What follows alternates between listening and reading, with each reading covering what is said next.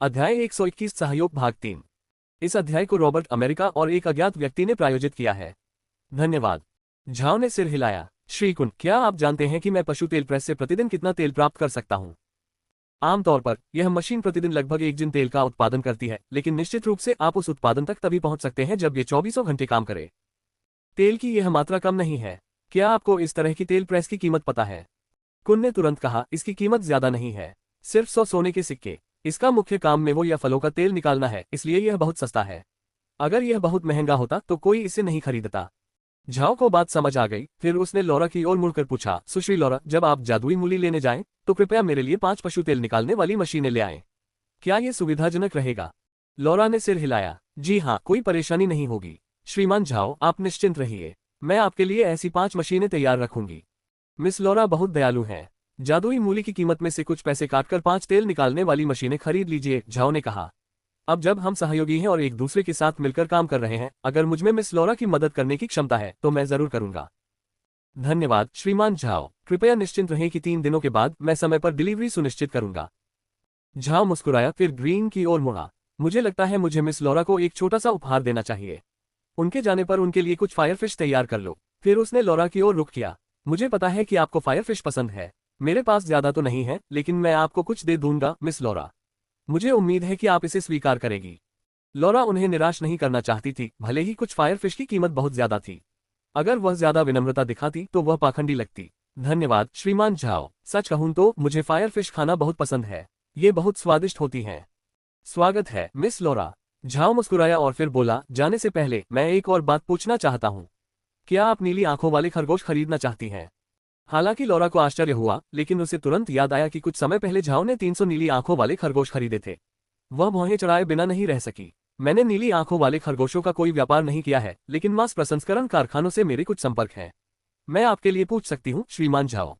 Zhao ने सिर हिलाया। माफ कीजिए मिस लॉरा, आपको परेशान करने के लिए। मैं एक प्रजनन कार्यक्रम पर काम कर रहा हूँ जिससे मैं इतने जानवर पाल सकूं कि आम लोग भी उनका मांस खरीद सके, जैसे नीली आंखों वाले खरगोश, लंबे बालों वाले सुअर, बिना शल्क वाली मछलियां आदि। लेकिन अभी मेरे पास सिर्फ नीली आंखों वाले खरगोश हैं, इसलिए मैं चाहता हूं कि मिस लॉरा उन्हीं पर ध्यान दें। इसमें कोई दिक्कत नहीं है। मैं तुरंत अपने संपर्कों को इसके बारे में बता दूंगा। ऐसा लगता है कि श्री झाओ के काम में कई चीजें शामिल हैं। मां की कंपनी को अब अपने प्रोजेक्टों की संख्या बढ़ानी होगी। आर्क महाद्वीप में मांस प्रसंस्करण के कई कारखाने थे। वे पका हुआ मांस या डिब्बाबंद खाद्य पदार्थ बनाते थे। यदि कोई विशेष प्रकार का पका हुआ मांस होता था तो उसे केवल कुलीन वर्ग ही खरीद सकता था। डिब्बाबंद खाद्य पदार्थों का सेवन आमतौर पर आम लोग करते थे और इनकी एक बड़ी मात्रा सेना को आपूर्ति की जाती थी। लॉरा का इन मांस प्रसंस्करण कारखानों के साथ कुछ कारोबार था। उसकी दुकानों में डिब्बाबंद खाद्य पदार्थ और पका हुआ मांस बेचा जाता था, इसलिए स्वाभाविक रूप से वह इन कारखानों के कुछ लोगों को जानती होगी। यही सबसे अच्छा होगा, झाओ ने कहा। जब आप मेरे कुछ सामान बेच पाएंगे तो मुझे यकीन है कि हमारे सहयोग के और भी अधिक अवसर मिलेंगे। लॉरा मुस्कुराए। हाँ बिल्कुल श्रीमान झाओ, लेकिन मुझे आपसे एक सवाल पूछना है। आज आपने हमें खाने पर बुलाया है, लेकिन क्या आप मुझे बता सकते हैं कि उन व्यंजनों में कौन कौन सी सामग्रियां थी, क्योंकि मैंने उन्हें पहले कभी नहीं देखा है। झाओ जानती थी कि लॉरा ने वह सवाल क्यों पूछा। ये जादुई सब्जियों की कुछ नई किस्में हैं। ये अनोखी हैं और महाद्वीप के अन्य हिस्सों में ही पाई जाती हैं। सच कहूं तो जादूगर होने के साथ साथ मुझे विभिन्न पौधों के अध्ययन में भी गहरी रुचि है। इन सब्जियों को जंगली पौधों के साथ मिलाकर मैंने अपने शोध से नई किस्में बनाई हैं। हालांकि इनकी पैदावार बहुत कम है, इसलिए मेरे लिए सुश्री लॉरा के साथ इन्हें बेचने में सहयोग करना संभव नहीं है। झाओ अब पृथ्वी से उन सब्जियों का अवैध रूप से उपयोग कर रहा था। ये सब्जियां पहले कभी महाद्वीप में नहीं देखी गई थी, इसलिए अगर वह अचानक बड़ी मात्रा में इन्हें बेचना चाहे तो ये बहुत मुश्किल होगा। एक स्थिर आय स्थापित होने के बाद ही झाओ धीरे धीरे इन सब्जियों को सभी के लिए उपलब्ध कराएगा। लॉरा ने सिर हिलाया, लेकिन फिर उसने कहा, क्या आप मुझे कम से कम थोड़ी सी सब्जियां दे सकते हैं श्रीमान झाओ? मैं उन्हें चखना चाहूंगी। इसमें कोई दिक्कत नहीं है। 3 दिन बाद जब आप किसी को जादुई मूली लेने के लिए यहाँ भेजेंगे तो मैं आपके लिए कुछ सब्जियां तैयार रखूंगा। तभी ग्रीन बाहर से अंदर आया और झाओ को प्रणाम किया। श्री झाओ, आग वाली मछलियां तैयार हैं। 20 हैं। झाओ ने बस हल्के से सिर हिलाया, फिर लॉरा की ओर मुड़ा। देर हो रही है, मैं अब आपको और नहीं रोकूंगा मिस लॉरा। बस 3 दिन बाद आपने जो वादा किया था उसे याद रखना। लॉरा और उसके साथी खड़े हो गए। जी हाँ, सौदा पक्का है श्रीमान झाओ, आप निश्चिंत रहें। बैठक समाप्त होने के बाद वे बाहर चले गए। झाओ लॉरा और उसके साथियों को हवेली के द्वार तक ले गया, फिर ग्रीन एलियन पर सवार होकर उन्हें पहाड़ से नीचे ले गया। लॉरा के जाने के बाद वे बैठक कक्ष में लौट आए। झाओ ने तुरंत अपना काला जादूगर वाला पहनावा उतार दिया और ग्रीन के वापस आते ही उसने अपना हेलमेट भी उतारकर एक तरफ फेंक दिया। गुरुजी, इस बार हम लॉरा को केवल थोड़ी सी मूली ही बेच पाए। इससे हमारी आमदनी में बहुत बड़ा घाटा होगा। हाँ, मुझे पता है, लेकिन अभी हम जल्दबाजी नहीं कर सकते। एक बार लोगों को हमारी मूली की गुणवत्ता के बारे में पता चल जाएगा तो जल्द ही और भी ऑर्डर आने लगेंगे। चिंता करने की कोई जरूरत नहीं है। अभी हमारे पास 1000 से ज्यादा सोने के सिक्के हैं। दादाजी ग्रीन कासा शहर जाइए। सबसे पहले मैं चाहता हूं कि आप महाद्वीप के जानवरों और पौधों के बारे में कुछ किताबें खरीदें, दूसरा कुछ उपयोगी पौधे खरीदें और तीसरा दास व्यापार पर ध्यान दें। भविष्य में अगर हम अपने कबीले को विकसित करना चाहते हैं तो हमें बड़ी संख्या में दासों की आवश्यकता होगी। ग्रीन ने सिर हिलाया, फिर उसने कहा, गुरुजी, लौह पर्वत की खानों के बारे में क्या आपको नहीं लगता कि अब समय आ गया है कि हम वहां कुछ नीली आंखों वाले खरगोश पालें? हाँ, आप कर सकते हैं, लेकिन मैं तेल निकालने वाली मशीन मिलने तक इंतजार करना चाहता हूँ। एक बार जब हम फलों का तेल निकाल लेंगे तो हम नीली आंखों वाले खरगोशों को कुछ और खाने को दे सकेंगे। साथ ही मैं चाहता हूं कि मेरिन भूमिगत झील में खोज करे और देखे कि क्या वहां कोई आत्मा जंगली जीव है। अगर कोई आत्मा जंगली जीव नहीं है तो हम कुछ बिना शुल्क वाली मछलियां खरीदकर पाल सकते हैं। तेल प्रेस मशीन लग जाने के बाद मैं कासा शहर जाऊंगा, ग्रीन ने कहा। झाओ ने सिर हिलाया। ठीक है, आज का दिन बहुत फलदायी रहा। जब तक हम लौरा के साथ सहयोग करते रहेंगे हमारी आमदनी स्थिर रहेगी। फिलहाल हमारी आमदनी भले ही ज्यादा न हो, लेकिन हमारे गुजारे के लिए काफी है। अभी हमें ज्यादा आक्रामक होने की जरूरत नहीं है। ग्रीन की आंखें चमक रही थीं और उसने भी सिर हिलाकर सहमति जताई। स्पेशियल रैंच से फलों के तेल और मांस के उत्पादन से हम अपनी आय बढ़ा सकेंगे। फिर हम अपने कबीले के लिए कुछ और गुलाम खरीद सकेंगे और धीरे धीरे विकास कर सकेंगे। हाँ, लेकिन हमें इसके बारे में चिंतित नहीं होना चाहिए। अगर हम बहुत तेजी से आगे बढ़े तो कमियां रह जाएंगी, जिससे और भी मुसीबतें खड़ी हो जाएंगी। असल में हमारी सबसे बड़ी समस्या कबीले के विकास की गति नहीं है, बल्कि लाशों से भरा दलदल है। वह मामला अभी तक सुलझा नहीं है। मुझे जल्द ही ड्रम की प्रगति की जांच करनी होगी। ग्रीन चुप रहा क्योंकि वह जानता था कि झाओ सही कह रहा था। अगर सड़े गले शवों से भरी दलदल की समस्या का समाधान नहीं हुआ तो आत्मा राक्षसों का प्रकोप सब कुछ बर्बाद कर देगा। झाओ के पास जगह तो थी, लेकिन उसकी भी एक सीमा थी। फिलहाल उनके फार्म में अधिकतम 1000 जानवर ही पाले जा सकते थे और जमीन भी सिर्फ 10 एकड़ से थोड़ी ज्यादा थी। मूली और तिलहन जैसी फलियां उगाने में तो कोई दिक्कत नहीं थी, लेकिन दूसरी फसलें उगाना मुश्किल हो जाता। भविष्य में उन्हें इस क्षेत्र से बाहर विकास पर ध्यान केंद्रित करना होगा, लेकिन सड़े गले शवों से भरे दलदल के खतरे के कारण यह मुश्किल होगा।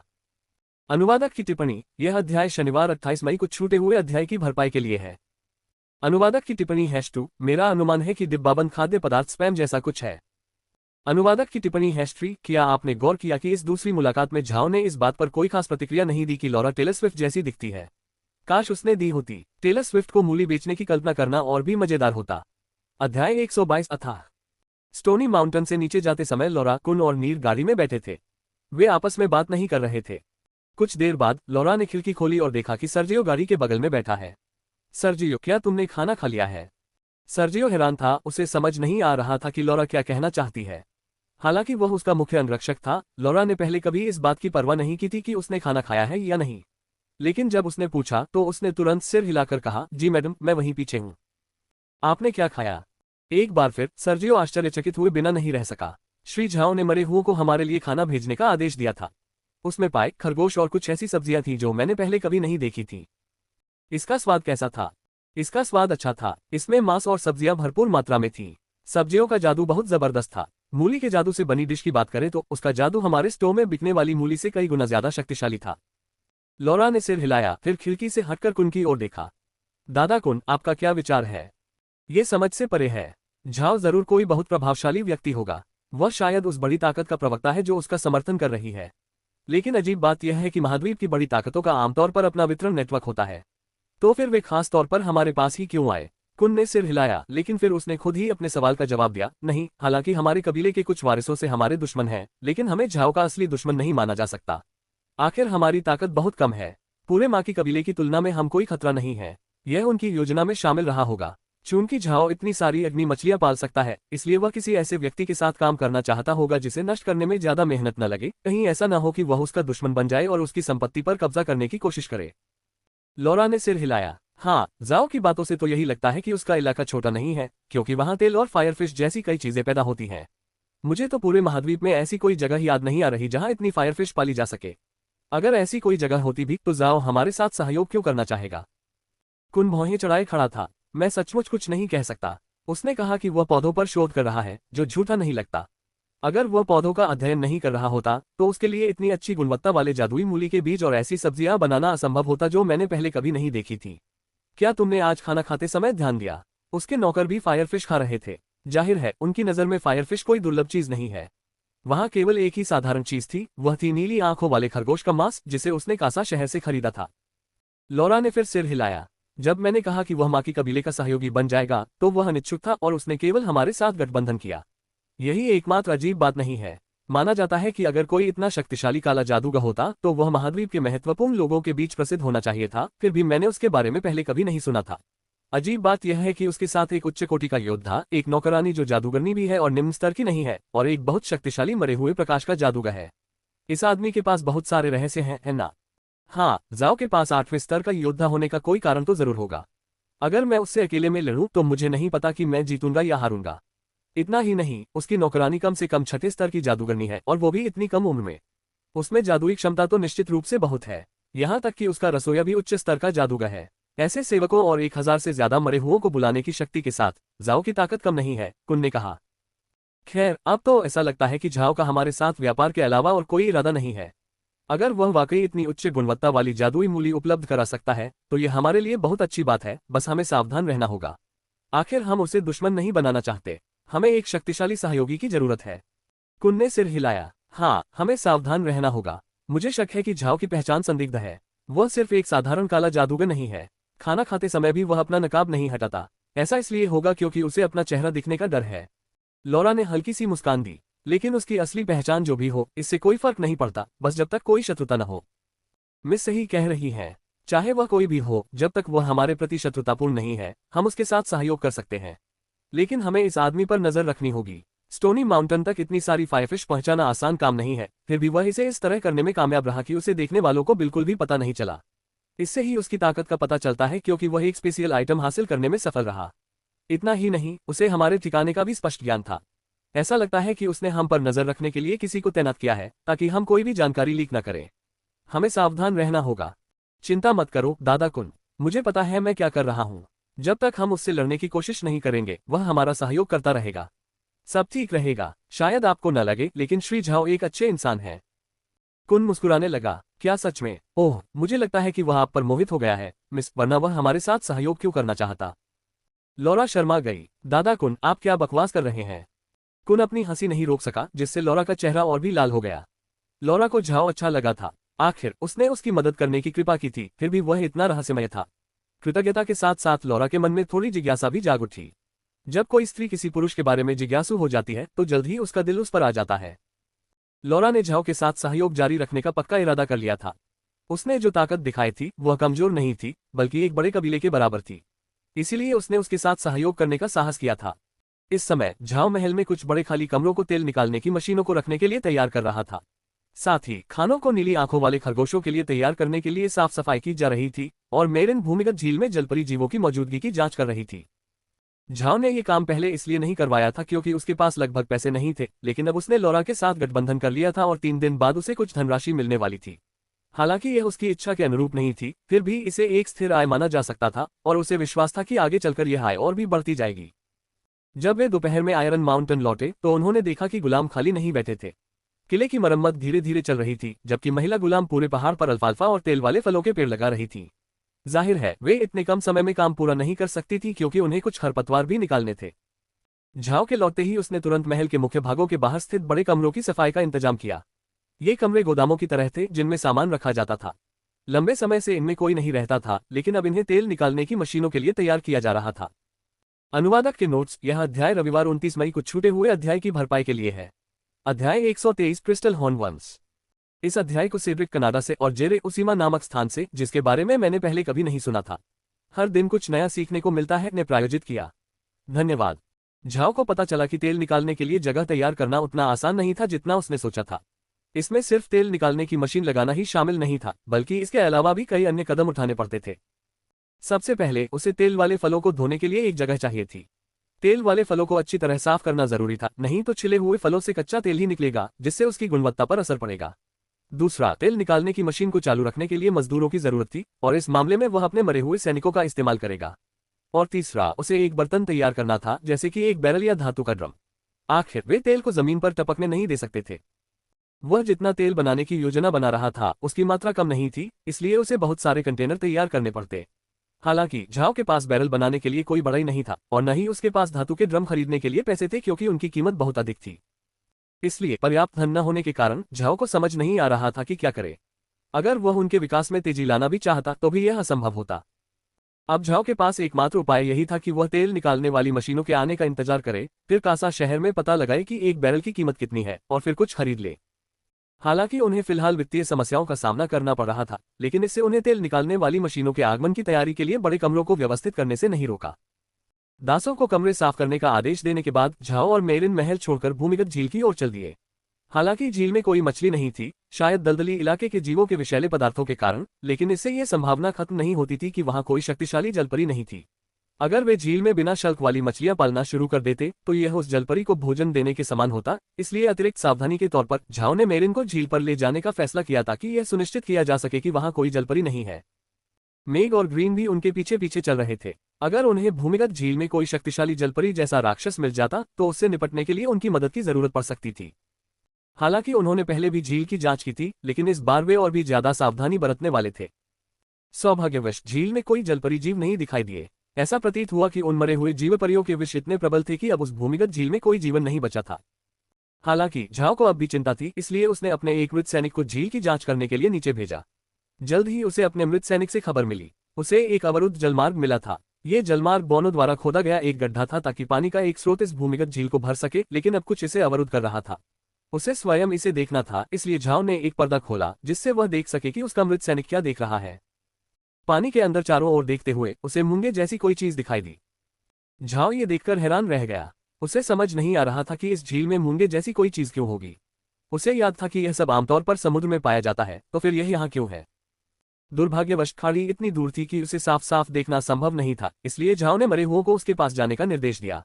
मेरिन भी झाओ के साथ स्क्रीन देख रही थी और जब मरे हुए काफी करीब पहुंच गए तो उन्होंने खाड़ी की विशालता देखी।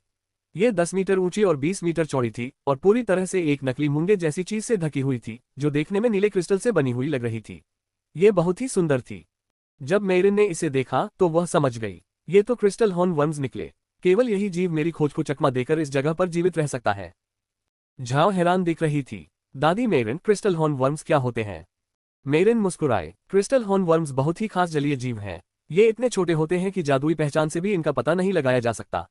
ये पानी में कैसे जीवित रहते हैं यह कोई नहीं जानता, बस इतना पता है कि ये एक तरह का जादुई क्रिस्टल स्रावित करते हैं।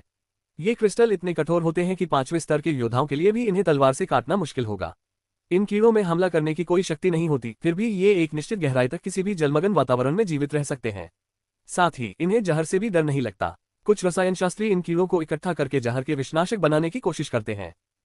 मेरिन की बात सुनकर झाओ ने सोचा कि ये क्रिस्टल हॉर्नवर्म्स न केवल किसी भी जलमय वातावरण में जीवित रहने के लिए विकसित हुए हैं, बल्कि जहर से भी नहीं डरते। इसीलिए इस भूमिगत झील में इनका जीवित रहना कोई आश्चर्य की बात नहीं है। पानी को बाहर निकलने से रोक रहे इस मूंगे को देखकर झाओ ने सिर हिलाए बिना नहीं रह सका। यह अच्छा है, जब वह इसमें मछलियां डालेगा तो इसे हमें बहुत सारी परेशानी से बचा जा सकेगा। मेरिन मुस्कुराए। इतना ही नहीं, क्रिस्टल हॉर्नवर्म्स द्वारा स्रावित इन क्रिस्टलों के और भी कई उपयोग हैं। कुलीन परिवारों को ये चीजें इनकी सुंदरता के कारण बहुत पसंद आती हैं और इन्हें कमरे में रखने से आमतौर पर जादुई विष हमलों से बचाव होता है। अगर कोई आपको जहर देना चाहे तो इस क्रिस्टल में एक ऐसी विशेषता है जो 5 मीटर के दायरे में किसी भी विष की उपस्थिति होने पर आपको चेतावनी दे सकती है। कई कुलीन परिवार इन क्रिस्टलों के लिए ऊंची कीमत चुकाते हैं। इस झील में हमारे पास इतने सारे क्रिस्टल हैं कि अगर स्वामी जी इन्हें बेचना चाहें तो हम बहुत पैसा कमा सकते हैं। ठीक है, अभी उन्हें झील में ही रहने दो। ऐसा तो है नहीं कि वे भाग जाएंगे, झाओ ने कहा। मेरिन ने इस मामले पर कोई राय नहीं दी। इसकी वजह ये थी कि वह जानती थी कि झील में क्रिस्टल हॉर्नवर्म्स रखने का एक फायदा था। अगर उसमें कुछ मछलियां डाल दी जाए तो मछलियां कम बीमार पड़ेंगी और उनके जीवित रहने की दर भी बहुत अधिक होगी। लेकिन झाओ को यह बताने की कोई जरूरत नहीं थी, क्योंकि उसके पास पर्याप्त जगह थी जिससे मछलियों के जीवित रहने की दर 100% हो जाती। झाओ ने इन क्रिस्टलों को निकालने का फैसला नहीं किया, इसलिए ये भी अच्छा हुआ। आखिरकार वे बड़े पैमाने पर मछली पालन करने की योजना बना रहे थे, जो झाओ की जगह में असंभव होता। केवल यही झील उन सभी को रखने में सक्षम होती। जब उनका काम पूरा हो गया तो झाओ को राहत महसूस हुई, क्योंकि अब वह जानता था कि वे बिना किसी परेशानी के बिना शल्क वाली मछलियों को पालना शुरू कर सकते हैं। किले में वापस आकर झाओ और ग्रीन ने उन बड़े गोदामों का जायजा लिया जहां वे तेल निकालने की मशीनें लगाने वाले थे। चूंकि वे सभी साफ सुथरे और तैयार थे, इसलिए अब स्टोनी माउंटेन लौटने का समय था। अगले 3 दिनों तक झाओ हवेली में लौरा के किसी को जादुई मूली लाने के लिए भेजने का इंतजार करता रहा। इस दौरान वह 9 बार मूली और 2 बार तेल वाले फल उगाने और काटने में सफल रहा। इसके अलावा झाओ के पास अब 1000 वयस्क खरगोश और 7000 खरगोश के बच्चे थे। जहां तक जंगली जानवरों की बात है, उसने उन्हें अलग रख दिया था क्योंकि अब उसका ध्यान केवल नीली आंखों वाले खरगोशों के पालन पोषण पर था। ऐसा इसलिए था क्योंकि इन जंगली जानवरों का मांस खुरदुरा और बेस्वाद था। वे केवल बोझ ढोने वाले जानवरों के रूप में ही काम आते थे। इन 3 दिनों के दौरान झाओ ने लौह पर्वत की घाटी में भूमि परिवर्तन में अच्छी प्रगति की थी। शायद भविष्य में वह कुछ दासों को वहां एक छोटा सा गांव बसाने के लिए भेजेगा ताकि वे अपेक्षाकृत आत्मनिर्भर हो सके। अनुवादक की टिप्पणी, यह अध्याय सोमवार 30 मई को छूटे हुए अध्याय की भरपाई के लिए है। अनुवादक की टिप्पणी #2 मुझे पता है कि तकनीकी रूप से कीड़े कीट नहीं होते, लेकिन इस अध्याय में यही कहा गया है। अनुवादक की टिप्पणी #3 इस अध्याय में लेखक ने आखिरकार एक बात स्पष्ट की है। जब भी अजन्मे आत्माओं का प्रकोप होता है, वे जमीन और पानी को जहरीला कर देते हैं, लेकिन जब झाओ पहली बार ब्लैक वेस्ट में आया तो पानी साफ था जबकि जमीन अभी भी जहरीली थी। मेरा अनुमान है कि ये क्रिस्टल हॉर्नवर्म्स हर प्रकोप के बाद पानी को शुद्ध कर देते होंगे। अनुवादक की टिप्पणी #4 आपसे, मैं यही मानकर चल रहा हूं कि जब से झाओ ने अपना फार्म खोला है, तब से वह अपने स्थानिक बाड़े में जीवित जानवरों को रख सकता है, पहले की तरह नहीं जब वह केवल रोबोटिक वस्तुओं को ही रख पाता था। उसके पास 1000 से अधिक जानवर होने का यही एकमात्र स्पष्टीकरण है। अध्याय 124 तेल प्रेस। अंतरिक्ष के अलावा आयरन माउंटेन की घाटी का उपयोग एक पिछले अड्डे के रूप में भी किया जा सकता है। वहां की जमीन बहुत स्थिर थी और चारों ओर से चट्टानों से घिरी हुई थी जो हवा को रोक सकती थी। साथ ही पानी आसानी से मिल जाता था। यह बहुत सुविधाजनक था और मानव निवास के लिए उपयुक्त था। झाओ को विश्वास था कि भविष्य में उसके पास और अधिक लोग होंगे। जब तक उसके पास शक्ति है, वह ब्लैक वेस्ट में एक छोटा सा राज्य स्थापित कर सकता है। स्वाभाविक रूप से यहां आने वाले लोग अपने गांव बसाना और उनमें रहना चाहेंगे। बेशक इस समय झाओ में ऐसा करने की ताकत नहीं थी। घाटी में वह जो गांव बसाने की योजना बना रहा था, वह एक प्रोटोटाइप के रूप में था जिससे ये पता चल सके कि किन कमियों को सुधारने की आवश्यकता है। इससे उसे बाद में बड़े गांव बनाने में मदद मिलेगी। लेकिन घाटी में भूमि सुधार का काम अभी पूरा नहीं हुआ था। गांव बसाने का ये सही समय नहीं था। फिलहाल तो ये सिर्फ एक विचार ही था। 3 दिन जल्दी से बीत गए। वे बस लॉरा के तेल निकालने वाली मशीनों के आने का इंतजार कर रहे थे ताकि ग्रीन कासा शहर जा सके। तीसरे दिन दोपहर को माकी कबीले के लोग स्टोनी पर्वत की तलहटी में पहुंचे। इस बार लॉरा उनके साथ नहीं आई। लॉरा के लोगों द्वारा लाए गए तेल निकालने की मशीनों के बदले में ग्रीन 5 गाड़ियों में जादुई मूली भरकर आ गया। 5 तेल प्रेस के अलावा ग्रीन को 200 सोने के सिक्के और एक किताब भी दी गई थी। ये किताब महाद्वीप के जानवरों और पौधों का एक विश्वकोश थी जिसे एक शोधक फार्मासिस्ट ने लिखा था। ये लॉरा का झाओ को दिया गया उपहार था। पिछली बार जब वे मिले थे तब झाओ ने बताया था कि वह पौधों पर शोध कर रहा है और एक फार्म खोलने की तैयारी कर रहा है। लॉरा इस अवसर को खोना नहीं चाहती थी, इसलिए उसने झाओ के साथ अपने संबंध को मजबूत करने के लिए उसे एक किताब खरीद कर दी। इस तरह की किताबें यूरोप महाद्वीप में दुर्लभ थीं। जब भी कोई शोधक फार्मासिस्ट कोई किताब लिखता था तो उसे अक्सर 20 साल लग जाते थे। वह यूरोप महाद्वीप में बहुत सारे पेड़ पौधे और जीव जंतु इकट्ठा करता था, फिर वह कई अन्य शोधक फार्मासिस्टों और रसायन शास्त्रियों से मिलता और उनसे सीखता था और फिर वह इन सब पर शोध करता था और अंत में वह किताब लिखता था। क्योंकि यह किताब जादू के बारे में नहीं थी, इसलिए इसकी बहुत कम प्रतियां प्रकाशित हुई। आमतौर पर इसे केवल शोधक फार्मासिस्ट या रसायन शास्त्री ही पढ़ते थे। जादुई मूली के साथ साथ झाओ लॉरा को 110 अग्नि मछली भी दे रहा था। यह झाओ की ओर से लॉरा को उपहार था। तेल निकालने वाली मशीनों के बदले जादुई मूली दी गई। यह अच्छी बात थी कि 5 गाड़ियां 5 तेल निकालने वाली मशीनों को रखने में सक्षम थीं, जिससे ग्रीन उन्हें पहाड़ पर खींचकर ले जा सका। ऊपर पहुंचने पर ग्रीन ने गाड़ियों को खाली नहीं किया, बल्कि झाओ उन्हें अंतरिक्ष में ले आया। झाओ की उम्मीदों से परे वहां तेल प्रेस को व्यवस्थित करने का तरीका बताने वाली एक पुस्तिका भी थी। वह इससे बहुत हैरान था क्योंकि वह आक महाद्वीप की स्थिति को समझता था। कहने का तात्पर्य यह है कि उनका विज्ञान मुख्य रूप से रसायन शास्त्र में औषधियों को मिलाने जैसी चीजों पर केंद्रित था। वे कोई ऐसी सभ्यता नहीं थे जिनके पास मशीनी तकनीक का बहुत अधिक ज्ञान हो। फिर भी तेल प्रेस का डिजाइन बहुत सटीक था। तेल निकालने वाली मशीनों को सीधे आयरन माउंटेन किले में ले जाया गया, जहां उन्हें गोदामों में पैक करके रख दिया गया। वे बहुत ही बेहतरीन ढंग से डिजाइन किए गए थे। तेल निकालने वाली मशीनें 3 मीटर ऊंची थीं, जिनके शीर्ष पर एक ड्रम जैसा कंटेनर होता था जिसमें तेल वाले फल डाले जाते थे। मध्य में एक डिस्क होती थी जिसमें से लंबी छड़ें निकली होती थी जिन्हें आध्यात्मिक जानवर खींच सकते थे, और नीचे एक पाइप होता था जो तेल के निकास का काम करता था। सब कुछ देखने में तो सरल लग रहा था, लेकिन 20 वर्ग मीटर के विशाल आकार वाली इस मशीन को छोटा कहना गलत होगा। अच्छी बात यह थी कि इसे कई हिस्सों में अलग किया जा सकता था, वरना ये हिस्से डिब्बों के अंदर फिट नहीं हो पाते। झाओ ने देखा कि चारा पात्र जमीन से कितनी ऊंचाई पर था। अगर उसमें तेल वाले फल डालने हो तो सिर्फ 2 ही तरीके थे। पहला तरीका था तख्तों को ढलान के आकार में मोड़कर चारा पात्र को बेहतर खुला स्थान देना ताकि उसमें जो भी डाला जाए वह आसानी से पकड़ा जा सके। दूसरा तरीका था कन्वेयर बेल्ट का इस्तेमाल करना। कन्वेयर बेल्ट विधि आसान तरीका था। बस बेल्ट पर तेल वाले फल रख दो और वे अपने आप कंटेनर के खुले हिस्से से निकल जाते। तेल प्रेस में कन्वेयर बेल्ट का डिजाइन नहीं था, इसलिए झाओ को डर था कि महाद्वीप पर ऐसी कोई चीज नहीं होगी। महाद्वीप में तेल निकालने का तरीका व्यापक रूप से प्रचलित था। लोग जमीन में एक गड्ढा खोदते थे और उसमें तेल निकालने की मशीन रख देते थे, जिससे तेल का पात्र जमीन के करीब रहता था। निकाले गए तेल को बैरल में भरकर ऊपर लाया जाता था। झाओ इस विधि का उपयोग नहीं करना चाहता था क्योंकि यहाँ खुदाई करना आसान काम नहीं था। किले की जमीन पूरी तरह से पत्थरों से बनी थी। झाओ अब भी कन्वेयर बेल्ट विधि का ही उपयोग करना चाहता था क्योंकि यह करना मुश्किल नहीं था, बस कुछ मरम्मत की आवश्यकता थी। सौभाग्य से पूरी प्रेस धातु की बनी थी, इसलिए इसे बदलने के लिए केवल कुछ धातु के पुर्जों की ही आवश्यकता थी। लेकिन अगला सवाल यह था कि झाओ को लोहार कहाँ से मिलेगा।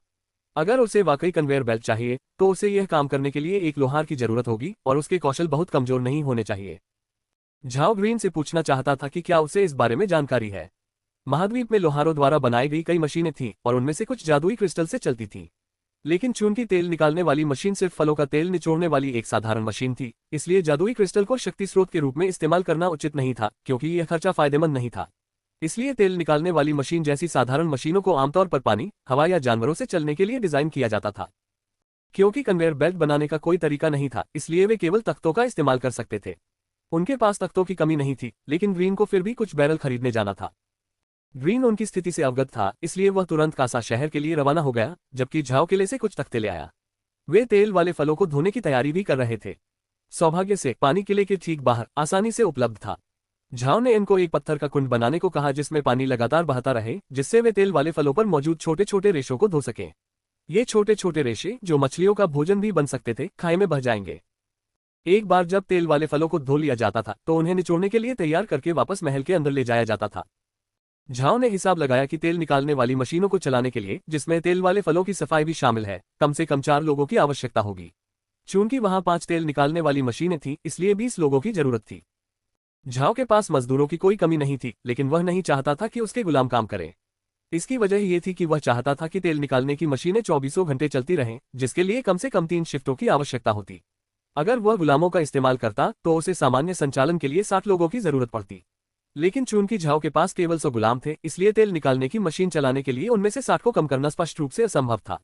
इसलिए उसने तेल निकालने की मशीन चलाने के लिए अपने मरे हुए सैनिकों का इस्तेमाल करने का फैसला किया। तेल निकालने वाली मशीन में तेल वाले फल डालने के लिए 20 लोगों की आवश्यकता थी, लेकिन तेल निकालने के लिए खंभों को खींचने के लिए कुछ जानवरों की भी जरूरत थी। झाओ जंगली जानवरों स्किल वाले वाइल्ड बीस्ट का उपयोग करने के बारे में सोच रहा था। झाओ इस काम के लिए खुरदरे जंगली जानवरों का इस्तेमाल करना चाहता था क्योंकि उसके मरे हुए सैनिक खींचने वाले हिस्से के लिए उपयुक्त नहीं थे। उनकी प्रेरक शक्ति एक जैसी नहीं थी, क्योंकि उसके कुछ मरे हुए सैनिक जैसे एलियन आकार और आकृति में उसके कुछ अन्य मरे हुए सैनिकों जैसे चूहे जैसे मरे हुए सैनिकों से भिन्न थे। उनके लिए तेल प्रेस को स्थिर तरीके से खींचना संभव नहीं था। उसके जंगली जानवरों की बात करें तो वे भले ही बहुत ताकतवर न हो, लेकिन काम के लिए काफी थे। झाओ का इरादा उन्हें मरे हुओं में बदलने का था और इस तरह समस्या हल हो गई। अब लगभग सब कुछ तैयार था, उन्हें बस ग्रीन के वापस आने का इंतजार करना था ताकि वह बाकी की जरूरी चीजें खरीद सके। एक तेल उत्पादन कारखाना शुरू करना कोई मामूली बात नहीं थी। जब तक वे कुछ तेल का उत्पादन कर पाते, उनके पास आय का एक और स्रोत होता, जो बुढ़ा कबीले के लिए वास्तव में महत्वपूर्ण था।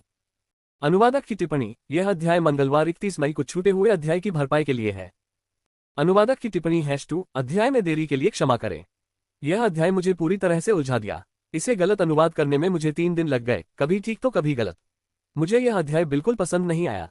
क्योंकि अगर उन्हें सिर्फ 200 सोने के सिक्के मिले और हर तेल निकालने की मशीन की कीमत 100 सोने के सिक्के हो, तो इसका मतलब है कि उनकी आमदनी 700 सोने के सिक्के होती। लेकिन उन्होंने कहा कि वे मूली 60 तांबे के सिक्कों प्रति काठी के हिसाब से बेच रहे थे और उन्होंने शुरुआत में 5000 काठी एक जिंद मूली बेची थी। तो फिर वे 700 सोने के सिक्कों के आंकड़े तक कैसे पहुंचे? और हाँ, मुझे अभी अभी एहसास हुआ कि इस वेब नॉवेल में यह नहीं बताया गया है कि एक सोने के सिक्के की कीमत कितने तांबे के सिक्के होती है। मुझे कन्वेयर बेल्ट विधि तो समझ आ गई, लेकिन ये बोर्ड विधि क्या है जिसके बारे में झाओ बार बार बात कर रहा है? बस इतना बताया गया है कि बोर्ड से ढलान जैसी कोई आकृति बनाई जाती है, फिर जमीन में गड्ढा खोदकर उसमें तेल प्रेस लगाया जाता है। इसका क्या मतलब है? अगर आउटलेट गड्ढे के तल में है तो तेल कैसे निकालेंगे? मुझे कुछ समझ नहीं आ रहा। झाओ आखिर जंगली जानवरों का इस्तेमाल करने के बारे में सोच ही क्यों रहा था? मुझे अब भी पूरी तरह समझ नहीं आ रहा कि उसके दूसरे मरे हुए जीव काम क्यों नहीं कर रहे। मतलब वो अपने जंगली जानवरों को मारकर उन्हें मरे हुए जीवों में बदलने की योजना बना रहा है। ये तो मुझे बिल्कुल गलत लगता है। मेरी राय में दुश्मनों को मरे हुए जीवों में बदलना ठीक है, लेकिन अपने पालतू जानवरों को नहीं। क्या कोई वजह है जो मुझसे छूट गई? क्या मैं पागल हो गया हूँ? बिल्कुल, क्योंकि मुझे इस अध्याय में एक भी बात समझ नहीं आ रही। शायद मैंने अनुवाद ही गलत किया है, इसलिए मेरी बात को हल्के में मत लेना। अनुवादक की टिप्पणी #3 दोस्तों, याद रखें कि यह एक MTL मल्टीपल ट्रांसलेशन है, इसलिए आपने जो कुछ भी पढ़ा है उसका 99% गलत अनुवादित है। सच्चाई यह है कि आदम बुद्ध द्वारा शून्यता का जल पीने के बाद से वे इतने समय से कोमा में थे और पता चला कि यह सब एक सपना था। अध्याय 125 अवसर। लॉरा चिंतित चेहरे के साथ कासा शहर के सबसे प्रसिद्ध किराना स्टोर के बाहर खड़ी थी। यह विशाल स्टोर न केवल लॉरा द्वारा चलाया जाता था, बल्कि यह परसेल डची में माकी परिवार का शाखा मुख्यालय भी था। आज वह हमेशा की तरह अंदर बैठने के बजाय बाहर खड़ी थी, क्योंकि वह स्टोनी माउंटेन से काफिले के लौटने का इंतजार कर रही थी। हालांकि इस बार उसने ज्यादा कुछ नहीं खरीदा था, सिर्फ एक जादुई मूली का डिब्बा, फिर भी इस खरीदारी में उसका पूरा ध्यान लगा हुआ था।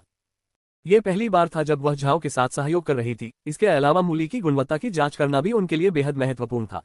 हालांकि मूली को कम कीमत वाली उपभोक्ता वस्तु माना जा सकता है, लेकिन अगर बड़ी मात्रा में मूली उच्च गुणवत्ता की होती तो इसका उनके व्यवसाय पर बहुत बड़ा प्रभाव पड़ सकता था।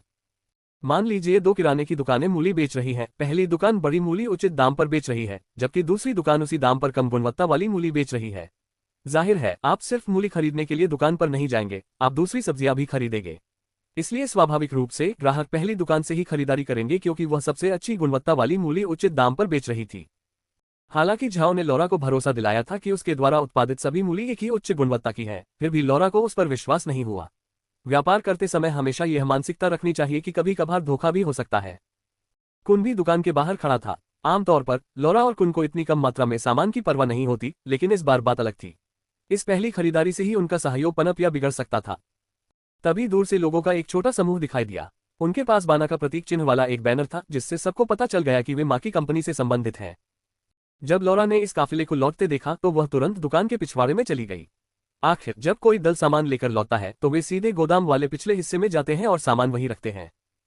कुन लॉरा के पीछे पीछे चल रहा था। वे सचमुच ये जानना चाहते थे कि झाओ द्वारा भेजी गई मूली उतनी ही अच्छी थी जितनी उसने उन्हें स्टोनी माउंटेन पर दिखाई थी। टीम तुरंत पिछवाड़े में चली गई, जो काफी बड़ा और खुला था। वहां घोड़ों और गाड़ियों को रखने के लिए अलग थलग जगहें थीं, जबकि बाकी जगह में एक गोदाम, रहने की जगह और एक कार्यालय बना हुआ था। इस टीम का नेतृत्व शॉन कर रहा था। मूल रूप से वह कुली कप्तान था, लेकिन उसे पदोन्नति मिल गई थी। अब वह टीम का कप्तान था और झाओ के साथ होने वाले लेन देन के लिए जिम्मेदार था। 3 दिन पहले लॉरा ने उसे झाओ के लिए 5 तेल प्रेस खरीदने को कहा था, जिसकी कीमत ज्यादा नहीं थी। कासा शहर में इसे बेचने वाली कई दुकानें थीं। लॉरा द्वारा ये खरीदारी करने के बाद उसने अपने स्टोर की सफाई शुरू कर दी। कहने का तात्पर्य यह था कि लॉरा अपने प्रति वफादार न रहने वाले सभी लोगों को अपने रास्ते से हटा रही थी। मोंटेनेग्रो किले की यात्रा के दौरान हुए हमले के बाद से ही वह ऐसा करने की योजना बना रही थी, लेकिन किसी को भी इस बात का अंदाजा नहीं था कि वह इतनी तेजी से यह काम करेगी, इसलिए कोई भी पलटवार करने के लिए तैयार नहीं था। वह ये सब अभी इसलिए कर रही थी क्योंकि उसका झाओ के साथ गठबंधन था। अगर झाओ को पता चल जाता कि उसके भंडारों पर उसका नियंत्रण अस्थिर है तो इससे उसके साथ उसके सहयोग पर असर पड़ सकता था। इसलिए लॉरा ने इन 3 दिनों का उपयोग माकी कबीले के उन सदस्यों को हटाने के लिए किया जो उसके प्रति वफादार नहीं थे, और अपने सबसे भरोसेमंद लोगों को महत्वपूर्ण पदों पर नियुक्त किया। शॉन हमेशा से लॉरा के प्रति वफादार रहा है, साथ ही उसके झाओ के लोगों से भी कुछ संपर्क रहे हैं। इसीलिए लॉरा ने उसे टीम कप्तान बना दिया। हालांकि टीम कप्तान का पद कुली कप्तान के समान ही था, लेकिन अब उसे बेहतर व्यवहार मिलता था। शॉन जानता था कि लॉरा झाओ के साथ अपने सहयोग को बहुत गंभीरता से लेती है, लेकिन उसने यह नहीं सोचा था कि वह इसे इतनी गंभीरता से लेगी और यहां तक कि व्यक्तिगत रूप से उनके आने का इंतजार भी करेगी। शॉन तुरंत लॉरा के पास गया और बोला, मैडम, ये रही वो जादुई मूली जो आपने मंगवाई थी। लॉरा ने बस हल्के से सिर हिलाया, फिर वह जल्दी से गाड़ियों की ओर चली गई। गाड़ियां लकड़ी के बड़े बड़े बक्से थे जो 1 मीटर से भी ज्यादा ऊंचे थे, जिनमें बहुत सारा सामान रखा जा सकता था। ये मोटे रस्सियों से बने पिंजरे जैसी संरचना से ढके हुए थे। शॉन ने रस्सी ढीली कर दी, जिससे लॉरा को संदूक के अंदर देखने का मौका मिला। संदूक के अंदर खरपतवार की एक परत थी, जिसके ऊपर सफेद जादुई मूली रखी हुई थी। लॉरा ने अंदर हाथ डालकर एक मूली निकाली। यह मूली उस मूली से बिल्कुल अलग नहीं थी जो उसने हवेली में देखी थी। इसका आकार भी उतना ही था और इसकी त्वचा भी वैसी ही चिकनी, कोमल और नम थी। वह समझ गई थी कि यह बेहतरीन गुणवत्ता वाली मूली है। फिर लॉरा ने एक और मूली उठाई। वह बिल्कुल वैसी ही दिख रही थी, यहां तक कि उनका वजन भी बराबर था। उसने शॉन की ओर मुड़कर पूछा, क्या ये जादुई मूली भी उसी गुणवत्ता की है? शॉन ने झट से सिर हिलाया। हाँ, सभी जादुई मूली एक ही गुणवत्ता की है और उनका वजन भी एक जैसा है। इतने सालों में मैंने अब तक की सबसे बेहतरीन जादुई मूली देखी है। लॉरा और कुन ने एक दूसरे के चेहरों पर हैरानी का भाव देखा। वे जानते थे कि जादुई मूली कोई कीमती वस्तु नहीं थी, इसी वजह से जादुई मूली की गुणवत्ता के लिए कोई सख्त मानदंड नहीं थे। कुछ जादुई मूली उगाने वाले लॉरा को बेचते समय खराब मूली को अलग नहीं करते थे। इसका नतीजा ये हुआ कि बड़ी मूली के विपरीत खराब मूली कम दामों पर बिकती थी। कई अच्छी तनख्वाह वाले आम लोग खाने के लिए ये कम गुणवत्ता वाली जादुई मूली खरीदते थे। झाओ ने उन्हें जितने भी जादुई मूली दिए थे वे सब वाकई बहुत अच्छे थे।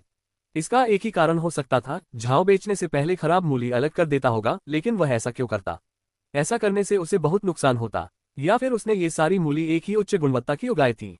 आह, ऐसा तो हो ही नहीं सकता। पौधों का अध्ययन करने वाले व्यक्ति के लिए भी यह गारंटी देना असंभव है कि उसकी उगाई हुई हर मूली एक जैसी होगी। लॉरा सचमुच झाओ से यह जानना चाहती थी कि उसने ये सब कैसे किया, लेकिन वह झाओ के उस अनोखे अंतरिक्ष के बारे में कभी नहीं जान पाएगी जो डेटा के आधार पर चीजें बनाता था, जैसे किसी सांचे से कुछ तराशना। वह अंतरिक्ष किसी साधारण जमीन की तरह व्यवहार नहीं करता था। लॉरा ने अपने हाथ में पकड़ी हुई जादुई सफेद मूली को वापस गाड़ी में रख दिया, फिर वह शॉन की ओर मुड़ी। अभी के लिए इन जादुई मूली को भंडार में रख दो, ये कल दुकानों में मिलेंगी। शॉन ने सलाम किया, फिर उसने तुरंत लोगों को सामान उतारना शुरू करने का निर्देश दिया, जबकि कुन और लॉरा पिछवाड़े में स्थित कार्यालय में चले गए। दादा कुन, आपका क्या विचार है? लॉरा ने पूछा। ऐसा लगता है कि झाओ हम पर भरोसा करके हमारे साथ सहयोग कर रहा है, कुन ने बैठते हुए कहा। उसके पीछे जो भी ताकत है उसके पास अच्छी गुणवत्ता वाली जमीन होनी चाहिए। यह जमीन छोटी नहीं है, वरना इतनी उच्च गुणवत्ता वाली जादुई मूली का उत्पादन संभव नहीं होता। लॉरा ने माथे पर शिकन डालते हुए कहा, लेकिन अगर आपके पास अच्छी जमीन भी हो जहां उच्च गुणवत्ता वाली जादुई मूली उगाई जा सकती है, तो अगर आप सारी खराब मूली निकाल दें तो क्या आपका नुकसान बहुत ज्यादा नहीं होगा? कुन हल्के से मुस्कुराया। इसीलिए मैंने कहा था कि झाओ को हम पर बहुत भरोसा है। लगता है वो एक ब्रांड बनाना चाहता है। वो सारे खराब जादुई मूली निकाल रहा है और सिर्फ अच्छी वाली हमें बेचने के लिए भेज रहा है। धीरे धीरे लोग इस जादुई मूली के ब्रांड को पहचानने लगेंगे और फिर कारोबार बढ़ेगा। कुन की बातों से लॉरा को एक पल के लिए हैरानी हुई, फिर उसकी आंखें चमक उठी। तो अगर हम लंबे समय तक साथ मिलकर काम कर सके और वह हमें बड़ी मात्रा में उच्च गुणवत्ता वाली जादुई मूली देता रहे, तो हम इस महाद्वीप पर अपनी प्रतिष्ठा बनाना शुरू कर देंगे। ये सच है। हमारे लिए ये निश्चित रूप से एक अवसर है। अगर झाओ सचमुच हमें बड़ी मात्रा में जादुई मूली उपलब्ध करा सकता है, तो परसेल डची में पूरा कमोडिटी बाजार जल्द ही हमारा हो जाएगा। लॉरा उत्साह से खड़ी हो गई। हालांकि यहाँ उनका कारोबार अच्छा चल रहा था, लेकिन परसेल डची में अन्य कंपनियों की भी शाखाएं थीं। उनके बीच प्रतिस्पर्धा बहुत तीव्र थी। अब तक वे केवल अन्य बड़ी कंपनियों के साथ ही साझेदारी करते थे। अगर वह उन्हें दबाना चाहती तो यह असंभव था। लेकिन अब लॉरा के सामने एक अवसर था। अगर वह इसे भुना लेती तो परसेल डची के पूरे कमोडिटी बाजार पर उसका नियंत्रण हो जाता। अध्याय 126 जादुई। जूली कासा शहर में रहने वाली एक आम लड़की थी। वह एक गरीब परिवार में पैदा हुई थी। उसने कभी स्कूल नहीं अटेंड किया था और बाद में उसकी शादी एक बढ़ई से हुई। उनके पति एक कुशल बढ़ई थे और उनके 2 बच्चे थे। जीवन बहुत अच्छा चल रहा था। कभी कभी तो वे जादुई सब्जियां भी खरीद पाते थे। जूली का घर माकी के सामान की दुकान से ज्यादा दूर नहीं था। आमतौर पर वह वहीं से सामान खरीदने जाती थी क्योंकि उस दुकान की अच्छी प्रतिष्ठा थी और वहां कीमतें भी ज्यादा नहीं थीं। आज जूली रोजमर्रा की जरूरत का सामान खरीदने माकी स्टोर गई क्योंकि उसके पति ने अभी अभी एक व्यापारिक सौदा किया था जिससे उन्हें 5 सोने के सिक्के मिले थे। उसने सोचा कि वह एक जादुई मूली खरीद ले जिसे वह घर पर पकाकर उन्हें खिला सके। वह जादुई मूली खरीदने जा रही थी। इसका कारण उसके 2 बच्चे थे। वे अब पूर्वी जिले की कासा मैजिक अकादमी में पढ़ रहे थे और उनके नतीजे बहुत अच्छे आ रहे थे। स्कूल के शिक्षक की बातों को सुनकर उसे पता चला कि अगर उसके बच्चे ज्यादा जादुई सब्जियां खाएंगे तो उनके जादूगर बनने की संभावना बढ़ जाएगी। माता पिता चाहते थे कि उनके बच्चे कुछ बने, इसलिए जूली और उसके पति जानबूझकर कम खाते थे ताकि उनके बच्चे हर हफ्ते एक खास सब्जी खा सकें। एक आम आदमी के लिए यह मात्रा भी काफी अच्छी थी। माँ की स्टोर में प्रवेश करते ही जूली को सब्जी वाले सेक्शन में जादुई मूली देखकर आश्चर्य हुआ। जादुई मूली उसके लिए जानी पहचानी चीज थी क्योंकि अक्सर यही एकमात्र जादुई सब्जी होती थी जिसे वह खरीद सकती थी। जूली के अचंभित होने का कारण ये था कि ये जादुई मूली उन मूली से बिल्कुल अलग थी जो उसने पहले खरीदी थी, जो छोटी और अजीबोगरीब आकार की थी। ये जादुई मूली लंबी और गोल मटोल थी, सीधी और मोटी। इन्हें देखकर मन करता था कि एक बार चखकर देख लूं। जैसे ही जूली वहां पहुंची, एक कर्मचारी तुरंत उसके पास गया और मुस्कुराते हुए बोला, नमस्ते, ये हमारे स्टोर की सबसे नई जादुई मूली है। ये बहुत ही उच्च गुणवत्ता वाली है, महाद्वीप की किसी भी अन्य मूली से बेहतर। जब जूली ने जादुई मूली देखी तो थोड़ी हिचकिचाहट के बावजूद वह कुछ खरीदना चाहती थी। लेकिन ये जादुई मूली देखने में कम से कम 2 पाउंड की लग रही थी, यानी इनकी कीमत 23 चांदी के सिक्के होगी। सच कहूं तो वह इतनी बड़ी रकम खर्च करने के लिए बिल्कुल भी तैयार नहीं थी। हालांकि कर्मचारी की बातों के चलते जूली ने एक जादुई मूली उठा ली। मुझे लगता है कि मैं इसे चखने के लिए एक खरीद सकती हूँ।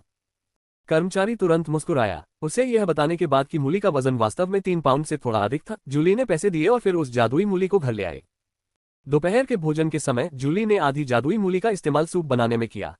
उसका 12 वर्षीय सबसे बड़ा बेटा जादू सीखना शुरू कर रहा था। जितनी जल्दी वह ध्यान में निपुण हो जाएगा और जादू की शक्ति को महसूस कर लेगा, भविष्य में उसकी उपलब्धियां उतनी ही अधिक होंगी। ठीक इसी कारण से जूली और उसके पति ने जोर देकर कहा कि उनके बच्चे सप्ताह में कम से कम एक बार जादुई सब्जी जरूर खाएं। ये रोटी और जादुई मूली की सूप का एक साधारण भोजन था जिससे पता चलता था कि वे एक अच्छा जीवन जी रहे थे। आपको ये जानना चाहिए कि कासा शहर में कई आम लोग दिन में केवल 2 बार भोजन करते थे और उन भोजन में आमतौर पर केवल मुख्य खाद्य पदार्थ जैसे बांस का चावल ही शामिल होते थे। जूली के पति रोले ने मेज पर जादुई मूली का सूप देखा। आज तुमने जादुई मूली खरीदी? मैंने इसे माँ की स्टोर से खरीदा। वे कहते हैं कि यह महाद्वीप की सबसे अच्छी जादुई मूली है। रोले ने कुछ और नहीं कहा और बैठकर खाना खाने लगे। उनके सबसे बड़े और सबसे छोटे बेटे रोरी और रॉस भी अंदर आए और सूप का एक घूंट लिया। सूप पीते ही रोरी को आश्चर्य हुआ। मम्मी, आज का सूप बहुत स्वादिष्ट है। रॉस ने सहमति में सिर हिलाया। जूली ने अपने दोनों बेटों को देखकर मुस्कुराया, उसका दिल खुशी से भर गया था। फिर रोले ने सूप पिया और वह भी हैरान रह गया। उसने जूली की ओर मुड़कर कहा, आज का सूप वाकई बहुत स्वादिष्ट है। जूली एक पल के लिए स्तब्ध रह गई, फिर उसने नीचे हाथ बढ़ाया और एक घूंट सूप पी लिया। जी हाँ, ये सचमुच पहले पिए गए किसी भी सूप से कहीं ज्यादा स्वादिष्ट था। सूप का स्वाद तो लाजवाब था ही, साथ ही उसे पीने के बाद अपने शरीर में गर्मी का एहसास भी हुआ। खाना खत्म होने पर वह बहुत हैरान थी। खाना खत्म होने के बाद जूली ने मेज साफ की, जबकि उसका बेटा रोरी ध्यान करने के लिए अपने कमरे में चला गया। रोरी एक समझदार लड़का था। वह जानता था कि उसके माता पिता का जीवन आसान नहीं है, इसलिए वह जल्द से जल्द जादू सीखना चाहता था। एक दिन वह जादूगर बनेगा और अपने माता पिता को बेहतर जीवन देगा। आज जैसे ही रोरी ने ध्यान लगाना शुरू किया, उसे एक अजीब सा एहसास हुआ। उसे अपने चारों ओर ऊर्जा के अंश महसूस होने लगे, मानो वह किसी अनजान नई दुनिया में आ गया हो, जहां वह रंगीन प्रकाश के छोटे छोटे बिंदुओं से घिरा हुआ था। इस प्रकाश को महसूस करने की कोशिश करते हुए उसे उम्मीद नहीं थी कि यह अचानक उसके शरीर में प्रवाहित होने लगेगा। रोरी जाग उठा। वह इतना बुरा नहीं था, लेकिन कुछ वर्षों से अपने विद्यालय में जादू के सिद्धांत का अध्ययन कर रहा था। हाल ही में उसके शिक्षक ने उसे ध्यान करना सिखाना शुरू किया था और यह भी कि सफल ध्यान करने पर कैसा अनुभव होता है। रोरी उत्साह से उछल पड़ा और चिल्लाते हुए घर से बाहर भागा, माँ, मैं ध्यान कर सकता हूँ, मैं ध्यान कर सकता हूँ। इससे रोले और जूली सतर्क हो गए। वे दोनों घर से बाहर भागे और रोरी को हैरानी से देखने लगे। बेटे, तुमने क्या कहा? क्या तुमने सच में ध्यान करना सीख लिया है? जूली ने पूछा। रोरी ने उत्साह से अपना सिर ऊपर नीचे हिलाया। हाँ, मैंने आखिरकार ध्यान कर लिया। मैं जादुई तत्वों को महसूस कर सकता हूँ, बिल्कुल वैसे ही जैसे शिक्षक ने कहा था। जूली और रोल को उत्साह महसूस होने लगा, लेकिन साथ ही उन्हें यह भी लगा कि कुछ अजीब है। उन्हें समझ नहीं आ रहा था कि रोरी ने अचानक इतनी जल्दी ध्यान करना कैसे सीख लिया। उसने तो 10 दिन पहले ही ध्यान सीखना शुरू किया था। उसके शिक्षक ने उन्हें बताया था कि हालांकि उनका बेटा प्रतिभाशाली बच्चा है, लेकिन जादुई सब्जियां कम खाने के कारण उसे जादुई तत्वों को महसूस करने में कम से कम 1 महीना लगेगा। इसी वजह से जूली और रोले को अजीब सा महसूस हुआ। अचानक जूली को अपनी खरीदी हुई जादुई मूली याद आ गई। ये सोचते ही वह तुरंत रसोई में भागी और जादुई मूली का एक टुकड़ा काटकर वापस बाहर आए और उसे रोरी को देते हुए बोली, बेटा, इस जादुई मूली का टुकड़ा खाकर देखो कैसा लगता है। रोल ने जूली की हरकत देखी, तब उसे समझ आया। वह अपने बेटे को निहारते हुए वहीं खड़ा रहा। रोरी को पूरी तरह समझ नहीं आया, लेकिन उसने आज्ञाकारी होकर जादुई मूली का टुकड़ा खा लिया। इसे खाने के बाद रोरी को अपने शरीर में गर्मी महसूस हुई। उसका दिमाग पहले कभी इतना तेज नहीं हुआ था, इसलिए वह तुरंत अपने कमरे में भागा और पालथी मारकर बैठ गया। जूली और रोल भी रोरी के कमरे में गए, जहां उन्होंने देखा कि वह कितनी जल्दी ध्यान में लीन हो रहा था। इसी वजह से वे दोनों एक साथ दौड़कर सीधे माकिस्टो की ओर चल पड़े। कासा शहर में आम लोगों से लेकर कुलीन वर्ग तक सभी जगह ऐसी ही स्थितियां देखने को मिल रही थीं। उनके बच्चों में जादू की अच्छी प्रतिभा थी, लेकिन वे उन महान रईसों जितने धनी नहीं थे जो जादुई सब्जियां नाश्ते की तरह खा सकते थे, इसलिए उनके बच्चों को जादू के तत्वों को महसूस करने में समय लगता था। झाओ की जादुई मूली में अन्य आम जादुई मूली की तुलना में कई गुना अधिक जादुई तत्व थे, शायद 10 गुना अधिक भी। ये लगभग एक गोली की तरह थी जो उनके बच्चों की जादुई प्रतिभा को उत्तेजित करती थी, जिससे वे जादुई तत्वों को बहुत तेजी से महसूस कर पाते थे। भले ही माता पिता जादू को नहीं समझते थे, लेकिन वे समझ गए थे कि इसका उस जादुई मूली से कुछ संबंध है, इसलिए वे सभी तुरंत माकिस्टो की ओर दौड़ पड़े और भी जादुई मूली खरीद लाए। सुबह के समय लौरा झाओ की जादुई मूली के 2000 किलो बेचने में कामयाब रही, लेकिन दोपहर के भोजन के तुरंत बाद वे सब बिक गईं। अपनी दुकान में इतने सारे लोगों को देखकर लौरा हैरान रह गई। उसने सोचा था कि एक दिन जादुई मूली बेचने में 3 से 5 दिन लगेंगे, इसलिए उसे उम्मीद नहीं थी कि वो एक दिन से भी कम समय में बिक जाएगी। अब वो जादुई मूली उनकी सबसे ज्यादा बिकने वाली चीज बन गई थी। लौरा ने तुरंत पूछा कि क्या हो रहा है, और उसे पता चला कि कासा शहर में कई बच्चों ने उन जादुई मूली को खाने के बाद आखिरकार सफलतापूर्वक ध्यान लगा लिया था। उसे लगा जैसे उसका सिर चकरा गया हो। स्वाभाविक रूप से उनका मानना था कि केवल एक जादुई मूली खाने से ध्यान में महारत हासिल करना संभव नहीं है, लेकिन इसने निश्चित रूप से एक बड़ी भूमिका निभाई होगी, अन्यथा वे सभी बच्चे अचानक ध्यान करना कैसे सीख सकते थे। लेकिन चाहे यह बात सच हो या झूठ, अगर यह बात फैल भी जाती तो माकिस्टो की प्रतिष्ठा और भी बढ़ जाती। यहाँ तक कि जो लोग सिर्फ उत्सुकतावश स्टोर पर आते, वे भी कुछ न कुछ खरीदने जरूर आते। अनुवादक के नोट्स। यह अध्याय रविवार 5 जून को छूटे हुए अध्याय की भरपाई के लिए है। अनुवादक की टिप्पणी #2। मुझे यकीन नहीं है, लेकिन मुझे लगता है कि ध्यान शब्द को साधना से बदला जा सकता है, लेकिन मैंने फिलहाल इसे ध्यान ही रखने का फैसला किया है क्योंकि इस अध्याय में यही कहा गया है। अनुवादक की टिप्पणी #3। मुझे नहीं पता आपके साथ ऐसा होता है या नहीं, लेकिन मुझे तो यह अजीब लगता है जब कोई उत्साह में घर से बाहर भागता है। एंग्री बर्ड्स खेलते समय जब मैं उच्च स्कोर बनाता हूं, तब भी मेरे साथ ऐसा कभी नहीं हुआ। लौरा को यकीन नहीं था कि इतनी सारी मूली लाना सही फैसला था या नहीं, लेकिन झाओ हाई की सारी मूली बिक गई। जैसे ही लोगों को इन मूली के बारे में पता चला, वे दुकान की ओर दौड़ पड़े और इनके असर की खबर चारों ओर फैल गई। बढ़ती मांग और काउंटर पर ग्राहकों की भीड़ के कारण लॉरा को दुर्घटनाओं की आशंका सताने लगी। लॉरा ने सेल्स क्लर्क को ये घोषणा करने का आदेश दिया कि विशेष जादुई मूली फिलहाल बिक चुकी है और स्टॉक फिर से आने तक इंतजार करना होगा। आदेश देने के बाद लॉरा तुरंत कुन के अध्ययन कक्ष की ओर यह बात बताने चली गई। सुनने के बाद कुन लॉरा की ओर मुड़ा। युवती, मुझे लगता है कि हमें श्री झाओ हाई से तुरंत मिलना चाहिए। हमें उनसे पूछना चाहिए कि वे हर महीने इन जादुई मूली की कितनी मात्रा उपलब्ध करा सकते हैं और क्या वे इस तरह की मांग को पूरा कर सकते हैं। अगर वे ऐसा कर सकते हैं तो हमें उनके साथ अपना सहयोग तुरंत बढ़ाना चाहिए। आपका क्या विचार है? लॉरा ने सिर हिलाते हुए कहा, अच्छा, हम कल सुबह जल्दी स्टोनी माउंटेन जाकर श्री झाओ हाई से मिलेंगे। दादा कुन, क्या सच में इन जादुई मूली का इतना असर हो सकता है? इतनी सारी मूली खाने के बाद अचानक इतने सारे बच्चे जादुई शक्ति को कैसे महसूस कर पा रहे हैं? कुन ने लॉरा को देखकर मुस्कुराते हुए कहा, मेरी प्यारी लॉरा, तुम्हारी तरह हर कोई बचपन से जवानी तक जादुई सब्जियां नहीं खा सकता। आम लोग साल भर कई जादुई सब्जियां नहीं खा सकते। उनमें जादुई प्रतिभा विकसित होने की बहुत संभावना होती है, लेकिन क्योंकि वे जादुई सब्जियों का सेवन नहीं कर पाते, जो जादू को महसूस करने में मदद करती है, इसलिए जादू का आगे का अध्ययन और युद्ध शक्ति का विकास कुलीन वर्ग के बच्चों की तुलना में बहुत कम हो पाता है। श्री झाओ हाई की इन जादुई मूली में जादू की सांद्रता बहुत अधिक है। जो लोग नियमित रूप से जादुई सब्जियां खाते हैं, उन्हें शायद उतना प्रभाव महसूस न हो, लेकिन जिन्होंने पहले ज्यादा जादुई सब्जियां नहीं खाई हैं, उन्हें इसका तीव्र प्रभाव महसूस होगा। यह ऐसा है जैसे कोई व्यक्ति जो सप्लीमेंट नहीं लेता, उसे अचानक किसी उच्च गुणवत्ता वाली गोली से ऊर्जा का संचार महसूस हो। हालांकि जो लोग नियमित रूप से सप्लीमेंट लेते हैं, उन्हें ये साधारण दवा जैसा ही लगेगा। लॉरा ने सिर हिलाया, ये सचमुच ऐसा ही था। जब उसने झाओ हाई की जादुई मूली खाई तो लॉरा को बस इतना महसूस हुआ कि जादुई मूली स्वादिष्ट थी। हालांकि उसने महसूस किया कि इसमें मौजूद जादुई तत्व सामान्य जादुई मूली से अधिक शक्तिशाली था, लेकिन उसने इसकी तुलना केवल अन्य उच्च श्रेणी की जादुई सब्जियों से की थी। इस प्रकार की जादुई मूली में मौजूद जादुई तत्व उसे उतना खास नहीं लगा। हालांकि वह भूल गई थी कि इस दुनिया में हर कोई उसकी तरह जादुई सब्जियां खाकर बड़ा नहीं होता। आखिरकार कुछ आम लोग तो अपने पूरे जीवन में एक भी जादुई सब्जी नहीं खाते। कुन ने लॉरा की ओर देखा और फिर कहा, हमें श्री झाओ हाई और उनके संगठन के साथ जल्द से जल्द हाथ मिलाना चाहिए। यह भी संभव है कि श्री झाओ हाई भविष्य में बहुत बड़ी क्षमता हासिल करे। लॉरा ने कुन को हैरानी भरी नजरों से देखा और पूछा, दादा कुन, आपका इससे क्या मतलब है? कुन ने लॉरा की ओर देखा और मन ही मनाह भरी। लॉरा बहुत छोटी थी। बुद्धिमान होने के बावजूद वह दूरगामी सोच नहीं रखती थी। उसने समझाया, हालांकि मैं झाओ हाई से केवल एक बार मिला हूं, लेकिन मैंने कुछ बातें गौर की हैं। झाओ हाई के क्षेत्र का विस्तार अभी तक अज्ञात है, लेकिन वहां की भूमि बहुत उपजाऊ है और उच्च गुणवत्ता वाली जादुई सब्जियां पैदा कर सकती है। संभव है कि झाओ हाई ने किसी को नाराज किया हो, इसलिए वह अपनी पहचान उजागर नहीं कर पा रहा है। वह बड़े व्यवसायों से सीधे लेन देन करने से बच रहा है, इसलिए वह हमारे पास आया है। आपके साथ उसके संबंध के कारण वह किसी बड़े व्यवसाय की तुलना में हम पर अधिक भरोसा करता है। लॉरा मुस्कुराए और सिर हिलाते हुए बोली, हाँ, मुझे भी लगता है कि अगर झाओ हाई ने उस किसी को नाराज न किया होता तो उसके पास हमारे साथ काम करने का कोई कारण नहीं होता। कुन ने सिर हिलाते हुए कहा, झाओ हाई को बहुत बुद्धिमान व्यक्ति कहा जा सकता है। वह जानता था कि हमारे साथ काम करना और माल की गुणवत्ता की गारंटी देना हमारे लिए विज्ञापन का काम करेगा, इसलिए उसने हमें सबसे बेहतरीन जादुई मूली दी। लेकिन छोटी लॉरा, तुम्हें इस बात पर भी ध्यान देना चाहिए। उसने हमें ये सभी उच्च गुणवत्ता वाली जादुई मूली तो दी, लेकिन किसी और के साथ काम नहीं किया। अगर उसने अभी तक किसी और के साथ काम नहीं किया है, तो इसका मतलब है कि ये सब्जियां बिकी नहीं हैं, बल्कि सिर्फ खाई गई हैं। लॉरा मुस्कुराए और स्थिर खड़ी रही, मानो उसे कुछ समझ आ गया हो। कुन ने लॉरा की प्रतिक्रिया देखी और हल्की सी मुस्कान के साथ कहा, अगर कोई व्यक्ति खुद इन जादुई सब्जियों को खा ले, तो उसका शरीर आम आदमी से बिल्कुल अलग हो जाएगा। हालांकि झाओ हाई के अधीन सैनिकों की संख्या ज्यादा नहीं थी, लेकिन अगर उसके पास पर्याप्त मात्रा में अतिरिक्त जादुई मूली हो, तो उसके अधीनस्थ सैनिक भी इन जादुई सब्जियों को खा सकते हैं। इस महाद्वीप में क्या आपको लगता है कि कोई ऐसा सैनिक होगा जो इस तरह जादुई सब्जियां खा सके? नहीं, कोई नहीं है। बड़े बड़े रईसों में भी केवल उनके सबसे होशियार सैनिक ही जादुई सब्जियां खा सकते हैं। अगर झाओ हाई के सैनिकों के साथ ऐसा बर्ताव किया जाए तो उसका भविष्य क्या होगा? हालांकि उनका विश्लेषण पूरी तरह सटीक नहीं था, क्योंकि अंतरिक्ष के अस्तित्व के बारे में जानना असंभव था, फिर भी वह झाओ हाई की योजना के बारे में बिल्कुल सही था।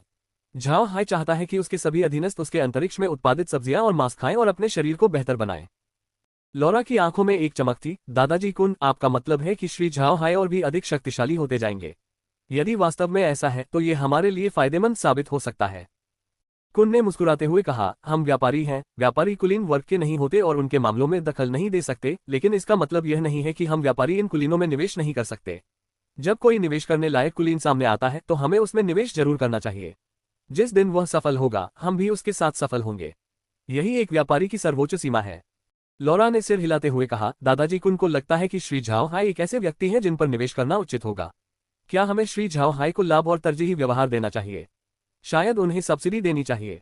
कुन ने सिर हिलाते हुए कहा, ऐसा मत करो। हालांकि श्री झाओ हाई से हमारा सीधा संपर्क है, लेकिन वे आत्मसम्मानित और बहुत प्रभावशाली व्यक्ति हैं। दूसरे शब्दों में कहें तो वे संभवतः बहुत अहंकारी हैं। उन्हें ये पसंद नहीं आएगा कि हम उन्हें आर्थिक सहायता दें, मानो उन्हें मुफ्त में कुछ दे रहे हों। अगर हम ऐसा करेंगे तो वे हमसे घृणा करने लगेंगे। अभी हमें उनके साथ एक सामान्य साझेदार की तरह काम करना चाहिए। यही सबसे अधिक सहायक होगा। लेकिन अगर वे सहायता का अनुरोध करें तो हमें उनके मामलों में सहायता करनी चाहिए। हमें खुद को आकर्षक ढंग से प्रस्तुत करना चाहिए। उदाहरण के लिए मांस प्रसंस्करण कारखानों की तलाश करना। मुझे लगता है कि इस मामले को हमारी कार्यसूची में शामिल किया जाना चाहिए। लॉरा ने सिर हिलाते हुए कहा, कल स्टोनी माउंटेन में हम श्री झाओ हाई से उनके ब्लू आई रैबिट के उत्पादन के बारे में पूछेंगे। फिर हम एक मांस प्रसंस्करण कारखाने से संपर्क करेंगे। कुन ने सिर हिलाते हुए कहा, जी हाँ, हमें पहले श्री झाओ हाई के ब्लू आई रैबिट के उत्पादन को समझना चाहिए, फिर इसे उचित प्रसंस्करण कारखाने से मिलाना चाहिए। इससे श्री झाओ हाई को भी लाभ होगा। लॉरा ने सिर हिलाया और खिड़की से आसमान की ओर देखते हुए बुदबुदाए, मुझे उम्मीद है कि यह एक अवसर है। मुझे माँ की परिवार और उस शाही सिंहासन की कोई परवाह नहीं है। भविष्य में मैं अपने परिवार के साथियों द्वारा उपहार के रूप में पैक करके बेची जाने वाली वस्तु नहीं बनूंगी। लॉरा इस साल 18 साल की हो गई। हालांकि माँ की परिवार में इसका उतना प्रचलन नहीं है, लेकिन यूरोप में सभी सम्मानित परिवार प्रभाव और शक्ति को मजबूत करने के लिए विवाह का सहारा लेते हैं। ये प्रथा कई हजार वर्षों से चली आ रही है और आज भी प्रचलित है। विवाह यह एक घिनौनी तकनीक है जिसका बेहद गलत इस्तेमाल और शोषण किया जाता है। यहाँ तक कि कुछ सम्मानित परिवार भी इसका इस्तेमाल करते हैं। लाभ के बहाने लोगों की शादी करा दी जाती है, जो कचरे के समान व्यवहार है। इसके बावजूद यह मानना पड़ेगा कि जब दो परिवार सहयोग करते हैं तो विवाह वास्तव में उनके रिश्तों में सामंजस्य स्थापित करने में महत्वपूर्ण भूमिका निभा सकता है। लॉरा माँ की परिवार की मोहरा है। हालांकि उसकी व्यावसायिक प्रतिभा बहुत अधिक है, परिवार में उसकी स्थिति बहुत कमजोर है। अब 18 साल की लॉरा को लगता है कि माँ की परिवार जल्द ही उसकी शादी करवा देगा। ये बात उसे बेहद बुरी लगती है। लॉरा चाहती है कि उसका परिवार उसे एक इंसान के रूप में पहचाने, न कि शादी में इस्तेमाल होने वाली मोहरे के रूप में, लेकिन वह समझती है कि यह तभी संभव है जब वह मजबूत बने। जब वह इतनी शक्तिशाली हो जाएगी तो परिवार के लोग उसकी शादी करवाने की हिम्मत नहीं करेंगे। तभी वह अपने भाग्य की बागडोर अपने हाथों में ले पाएगी। कुन लॉरा के विचारों को समझ गया। लॉरा व्यापार में बड़ी सफलताएं हासिल करना चाहती थी, लेकिन उसके पास साधन और समर्थन नहीं थे। माँ की परिवार से कोई अच्छा आपूर्तिकर्ता नहीं था, कोई अच्छा साझेदार नहीं था, कोई मजबूत सहयोगी नहीं था। इन कारकों ने उसकी प्रगति में बाधा डाली। लॉरा बुद्धिमान होने के बावजूद अकेले अपने दम पर विस्तार करना उसके लिए असंभव था। लेकिन झाओ हाई का आगमन एक अवसर था जिससे हालात बदल सकते थे। एक ऐसा अवसर जो लॉरा की ताकत बन सकता था। अगर वे इस अवसर का लाभ उठा लेते हैं तो भविष्य में माँ की परिवार के लिए उन्हें नियंत्रित करना मुश्किल हो जाएगा। हालांकि कहा जाता था कि लॉरा के पिता क्लेन में कुछ कमियां थीं, लेकिन असल में वे लॉरा से प्यार करते थे। क्लेन के लिए लॉरा का 18 साल का होना उसे शादी की वस्तु नहीं बना देता था। वे परिवार की इस बात से सहमत नहीं थे क्योंकि उनका मानना था कि लॉरा की खुशी का चुनाव उसका अपना अधिकार है। परसेल रियासत के भीतर एक छोटे से इलाके का संचालन करने वाले क्लेन को माँ की परिवार से किसी भी प्रकार की सहायता या समर्थन नहीं मिल सकता था। स्वाभाविक रूप से उनके पास लॉरा के भाग्य का निर्धारण करने का अधिकार नहीं था। उन्हें ताकत की जरूरत है, एक ऐसी ताकत जिसकी कोई सीमा नहीं है, अन्यथा देर सवेर परिवार लॉरा को अपने कब्जे में ले लेगा। सम्मानित परिवारों के मुखियाओं के लिए परिवार के हित की तुलना में एक व्यक्ति की खुशी का कोई महत्व नहीं होता। झाओ को दूसरे दिन लॉरा द्वारा भेजे गए कारवां के बारे में पता नहीं था, इसलिए उसने ग्रीन को 1000 सोने के सिक्कों के साथ कासा शहर जाने का आदेश दिया। पिछली बार के विपरीत ग्रीन को कोई संदेह नहीं था, वह एक जंगली जानवर पर सवार था। स्टोनी माउंटेन की ओर जाने वाली सड़क पर नजर डालने वाला कोई भी व्यक्ति आश्चर्यचकित रह जाएगा, क्योंकि ग्रीन के वाहन को देखकर लगता है कि अधिकांश लोग कम से कम दूसरे स्तर या उससे ऊपर के जादुई जानवर जैसे कि ज्वाला घोड़ा या हवा का पीछा करने वाला घोड़ा आदि की सवारी करते हैं। स्केल्ड वाइल्डबीस्ट महाद्वीप का सबसे अधिक इस्तेमाल किया जाने वाला पालतू जानवर है, जिसे आम लोग और यहाँ तक कि निम्न वर्ग के कुलीन भी पालते हैं, लेकिन यह सवारी के लिए उपयुक्त नहीं है क्योंकि यह बहुत धीमा है। हालांकि सेना इसका इस्तेमाल सभी व्यवहारिक उद्देश्यों के लिए करती है। भले ही इसे युद्ध में इस्तेमाल नहीं किया जा सकता है, लेकिन यह अनाज और चारा परिवहन में बहुत प्रभावी है और इसका उपयोग गाड़ियां खींचने के लिए भी किया जा सकता है। इसके अलावा जरूरत पड़ने पर इसका वध करके मांस प्राप्त किया जा सकता है, जिसका स्वाद भले ही अच्छा न हो, लेकिन मनुष्य इसे भरपूर मात्रा में खा सकते हैं। और चूंकि स्केल्ड वाइल्डबीस्ट सस्ते होते हैं, इसलिए इनकी पर्याप्त संख्या प्राप्त करना संभव है। हालांकि जादूगरों के लिए यह कोई असामान्य बात नहीं है, क्योंकि उनमें से अधिकांश प्रतिष्ठा को लेकर सख्त होते हैं और अपने अधीनस्थों को निम्न स्तर के जानवरों की सवारी करवाते हैं। लेकिन झाओ के पास इसके पीछे एक कारण था। वह अपने स्केल्ड वाइल्डबीस्ट को पदोन्नत करना चाहता था, क्योंकि अंतरिक्ष में सुधार के कारण वह अधिक फुर्तीला, अधिक हिंसक और अधिक सहनशक्ति वाला हो गया था, जिससे वह एक अच्छा युद्ध घोड़ा बन गया था। इन सब कदमों का मकसद स्केल्ड वाइल्डबीस्ट की भारी मांग को देखते हुए था। हालांकि कीमत ज्यादा नहीं थी, फिर भी उसे ग्राहकों की चिंता नहीं थी और इसलिए उसके चरागाहों से मुनाफा होता रहेगा। हालांकि स्केल्ड वाइल्डबीस्ट के अपने फायदे और नुकसान हैं। इससे मुनाफा तभी होता है जब ऑर्डर बड़ा हो, इसलिए वह सिर्फ व्यापारियों और सेना पर ही निर्भर रह सकता है। ग्रीन को अपने घोड़े की वजह से कासा शहर पहुंचने में लगभग 2 दिन लगे। रास्ता शांत था, खासकर पिछली लड़ाई के बाद जिसमें झाओ ने अपनी युद्ध क्षमता का प्रदर्शन किया था। किसी ने भी उसे चुनौती देने की हिम्मत नहीं की। स्केल्ड वाइल्ड बीस्ट के स्थान में हुए बदलाव के बाद उनकी तुलना सामान्य वाइल्ड बीस्ट से नहीं की जा सकती। यही बात झाओ लौरा को साबित करना चाहता है। लौरा ही एकमात्र ऐसी व्यक्ति है जिसके साथ वह सहयोग कर सकता है, और यदि वह अपनी चरागाह योजनाओं में सफल होना चाहता है तो उसे लौरा और माकी परिवार के प्रभाव पर निर्भर रहना होगा। व्यापार में व्यक्तिगत संबंध बहुत महत्वपूर्ण भूमिका निभाते हैं। परिस्थितियों के चलते झाओ को देश निकाला दे दिया गया और बुडा परिवार पूरे एक्सू साम्राज्य का शत्रु बन गया। अगर किसी तरह उनकी पहचान उजागर हो गई तो उनकी मृत्यु भयानक होगी। हालांकि अब वह एक काले जादूगर के रूप में जाना जाता है, जिससे उसे कई परेशानियों से बचने में मदद मिलेगी, फिर भी लोग उससे संपर्क करने से डरते हैं। अधिकांश व्यापारी एक काले जादूगर के साथ सहयोग करने से बचते हैं। ग्रीन को अपने वाहन की वजह से कासा शहर पहुंचने में लगभग 2 दिन से थोड़ा कम समय लगा। रास्ता शांत था, खासकर पिछली लड़ाई के बाद जिसमें झाओ ने अपनी युद्ध क्षमता का प्रदर्शन किया था। किसी ने भी उसे चुनौती देने की हिम्मत नहीं की। ग्रीन के कासा सिटी में प्रवेश करने से पहले ही वह अचानक रुक गया। उसके सामने एक घोड़ा गाड़ी खड़ी थी जिसे वह पहचानता था। ये लौरा की घोड़ा गाड़ी थी। कुछ पल रुककर वह बस उसे देखता रहा, फिर वह सर्जियो के पास पहुंचा और बोला, नमस्कार, मैं श्री झाओ का अनुयायी हूं, कृपया सुश्री लौरा को मेरा प्रणाम कहिएगा। सर्जियो को आश्चर्य हुआ कि ग्रीन कवच और हेलमेट में लिपटा हुआ था जिससे उसका चेहरा छिपा हुआ था, वह एक कुलीन योद्धा जैसा दिख रहा था। सर्जियो ने उससे असभ्य होने की हिम्मत नहीं की, बल्कि उसने हल्की सी मुस्कान के साथ जवाब दिया, नमस्कार, कृपया मुझे युवती से मिलने की अनुमति दें। वह मुड़ा और गिलास खटखटाते हुए बोला, युवती, श्री झाओ हाई का ये योद्धा आगे है और आपको प्रणाम कर रहा है। लौरा पहले तो चौंक गई, लेकिन फिर उसने अपना दरवाजा खोला और मुस्कुराते हुए ग्रीन की ओर बढ़ते हुए कहा, इस सज्जन को कासा शहर में क्या काम लेकर आया है। ग्रीन ने आदरपूर्वक उत्तर दिया, हम तेल निकालने का संयंत्र स्थापित करने की तैयारी कर रहे हैं, लेकिन हमारे पास भरने के लिए पर्याप्त बैरल नहीं है, साथ ही कुछ उपकरणों की भी कमी है, इसलिए लॉर्ड जोआ ने मुझे इन मामलों को संभालने के लिए भेजा है। लौरा ने मुस्कुराते हुए कहा, यह कोई बड़ी बात नहीं है, आपको इस पर अपना समय बर्बाद करने की जरूरत नहीं है, मैं आपके लिए व्यवस्था कर दूंगी। दरअसल मैं श्री झाओ से मिलने ब्लू माउंटेन गांव जा रही थी, क्या आप मेरे साथ आ सकते हैं। ग्रीन ने हैरानी से देखा, मिस लौरा को लॉर्ड झाओ से मिलने क्यों जाना है। उसने सोचा, फिर सिर हिलाकर कहा, मुझे डर है कि मेरा घोड़ा आपके घोड़ों के साथ नहीं चल पाएगा। इसमें कोई समस्या नहीं है, उसने सर्जियो की ओर मुड़कर कहा, उस सज्जन के घोड़े को वापस दुकान पर ले जाओ और उन्हें तुरंत हवा का पीछा करने वाला घोड़ा उपलब्ध कराओ। ग्रीन ने आदरपूर्वक सिर हिलाया और अपने नए वाहन पर सवार हो गया। तभी अचानक लौरा ने कहा, तो चलिए चलते हैं। इस बार वह अपनी गाड़ी में बैठकर पहाड़ की ओर नहीं जा रही थी, बल्कि उसके पीछे पूरा काफिला चल रहा था। वह मूली लेकर जल्द से जल्द वापस आना चाहती थी, इसलिए उसकी गाड़ी खींचने वाला जानवर कोई जंगली बछड़ा नहीं था, बल्कि एक दूसरे स्तर का जादुई जानवर था जो कीड़े जैसा दिखता था, मानो कनखजूरे का बड़ा रूप हो। इस जानवर में पृथ्वी तत्व है, जिसका अर्थ है कि यह अन्य जानवरों से कहीं अधिक शक्तिशाली है और फुर्तीला भी है। हालांकि यह कीड़े जैसा दिखने वाला जीव भयंकर लगता है, लेकिन यह आक्रामक नहीं लगता, बल्कि यह विनम्रता का भाव प्रकट करता है। अधिकांश गुट इसका उपयोग केवल अत्यावश्यक स्थिति में गाड़ियां खींचने के लिए करते हैं। हालांकि केवल धनी गुट ही इसे वहन कर सकते हैं, क्योंकि इसकी भूख बहुत अधिक होती है और इसके रखरखाव के लिए बड़ी मात्रा में धन की आवश्यकता होती है। मूली की अत्यधिक मांग से लौरा परेशान थी और यहाँ तक कि कुछ अभिजात वर्ग के लोग भी इस रहस्यमय मूली के बारे में पूछताछ कर रहे थे। इसलिए उसने स्टोनी पर्वत तक पहुंचने में 4 दिन लगने वाले स्केल्ड वाइल्ड बीस्ट के बजाय गाड़ी खींचने के लिए कीड़े जैसे दिखने वाले जानवर को चुना। और इतना ही नहीं, कीड़े जैसे दिखने वाले ये जानवर स्केल्ड वाइल्ड बीस्ट से कहीं अधिक शक्तिशाली होते हैं और 5000 जिन के बजाय 10,000 जिन मूली को खींच सकते हैं। ग्रीन ने कीड़ों से लथपथ पूरे कारवां को देखा और तुरंत इस निष्कर्ष पर पहुंचा कि उसे और मूली चाहिए। साथ ही जिस घोड़े पर वह सवार था वह भी सस्ता नहीं था, इसलिए अगर लौरा इसे वापस नहीं लेती है तो वे इसे प्रजनन और बेहतर बना सकेंगे। इसके अलावा ग्रीन मूली की बढ़ती मांग के कारण नहीं, बल्कि अपने वर्तमान वाहन के कारण खुश था। झाओ के चरागाह में नर जानवर भी प्रजनन कर सकते हैं, ये लगभग क्लोनिंग के समान है, इसलिए ग्रीन की उम्मीदों के मुताबिक वे चरागाह में और अधिक पवन चक्कर वाले घोड़े पैदा कर सकेंगे। ग्रीन का वीडियो गेम से कभी कोई वास्ता नहीं रहा, इसलिए उसे डिजिटल दुनिया के बारे में कुछ भी पता नहीं है। झाओ का अंतरिक्ष यान एक गेम पर आधारित होना उसके लिए बिल्कुल अजीब है, लेकिन झाओ के लिए खेती को छोड़कर बाकी सब कुछ उतना अजीब नहीं था। वहां पाले जाने वाले जानवरों में नर और मादा का कोई भेद नहीं होता। ग्रीन के लिए ज्यादा अजीब बात यह थी कि उस अंतरिक्ष यान में एक नर जानवर दूसरे नर को जन्म दे सकता है। दूसरे शब्दों में कहें तो वह प्रजनन प्रणाली क्लोनिंग है। जाहिर है ये सब झाओ के विचार हैं, क्योंकि ग्रीन ने क्लोन जैसी किसी चीज के बारे में कभी सुना ही नहीं था। ग्रीन को बेहद आश्चर्य हुआ कि वे केवल आधे दिन की यात्रा में ही पहाड़ी की तलहटी पर पहुंच गए, जिससे वह निराशा में आह भर उठा, क्योंकि भले ही स्केल्ड वाइल्ड बीस्ट में सुधार हुआ था, फिर भी यह विंड चेजिंग हॉर्स, जिसे स्नोफ्लेक मार्वलस हॉर्स भी कहा जाता है क्योंकि इसे स्नोफ्लेक समूह द्वारा पाला जाता है, की जन्मजात श्रेष्ठता की तुलना में कुछ भी नहीं था। हालांकि लौरा एक बड़ा काफिला ला रही थी, लेकिन आबादी इतनी ज्यादा नहीं थी। बैलगाड़ी चालकों के अलावा कोई और नहीं था और कुन का तो कहीं नामो निशान भी नहीं था। उसे पता था कि झाओ के पास मरे हुओं का एक बड़ा जत्था है जो सामान लादने में मदद कर सकता है। आंगन में पहुंचते ही उसकी गाड़ी रुक गई। तभी अचानक झाओ, मेग और मेरिन उसका अभिवादन करने आए।